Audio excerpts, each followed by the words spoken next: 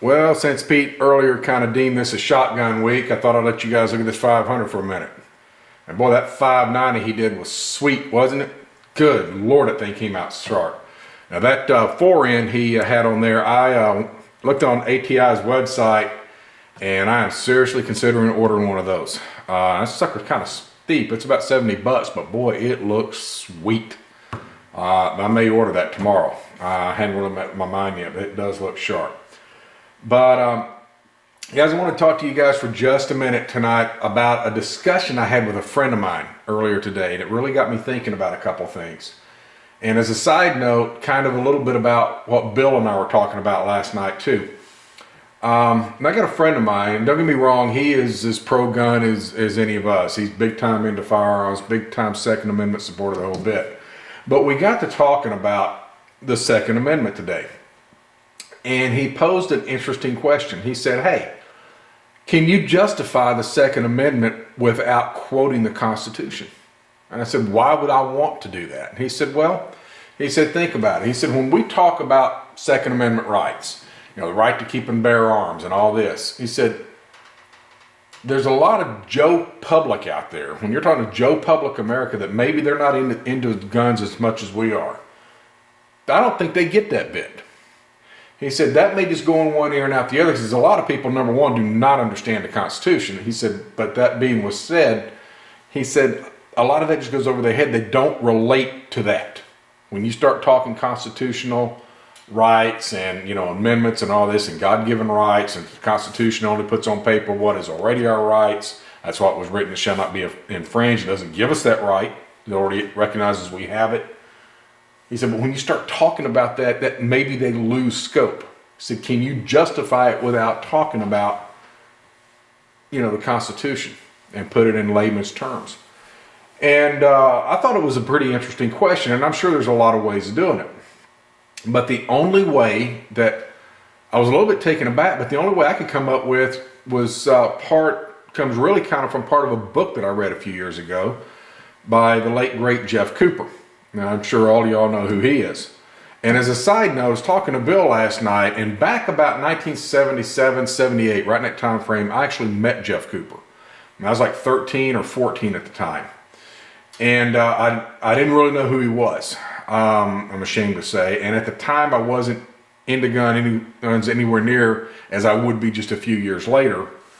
And when I enlisted in the Marines in 1983, I remember, man, I wish I could talk to him now, and the whole time I was in the Marines. But I never did get a chance to meet him again. But my dad introduced him to me. He had met him at a meeting that he was at sometime around that time frame. But I really wish, it seemed like a really nice guy. I really wish I wish I'd known who he was, and wish I'd been as into guns as I was in, because I'd love to talk to him about it. But anyway, he wrote several books in his life. I'm getting off track. But one of the books that he wrote was one called The Art of the Rifle.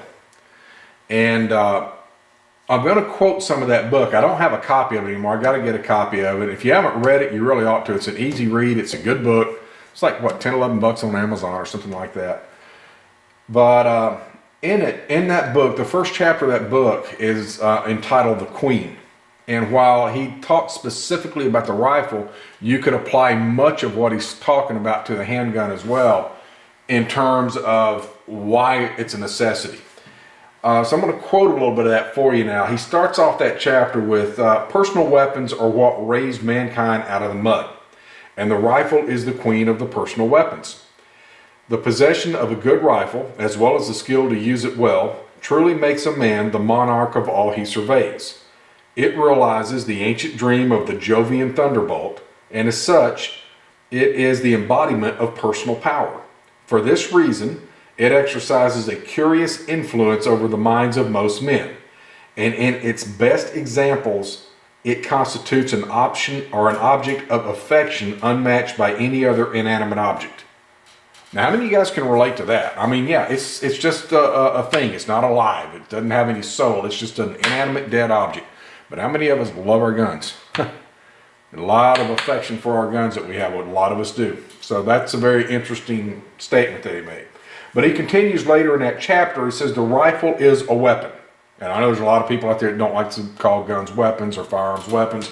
But hey, they are. That's what they were designed to be, so get over it. But whether you call it a firearm or gun or whatever, doesn't matter. But the rifle is a weapon. Let there be no mistake about that. It is a tool. Yes, it is a tool of power. And thus, it is dependent completely upon the moral stature of its user. It is equally useful in securing meat for the table, destroying groups of enemies on the battlefield, and resisting tyranny. In fact, it is the only means of resisting tyranny because a citizenry armed with rifles simply cannot be tyrannized. Okay?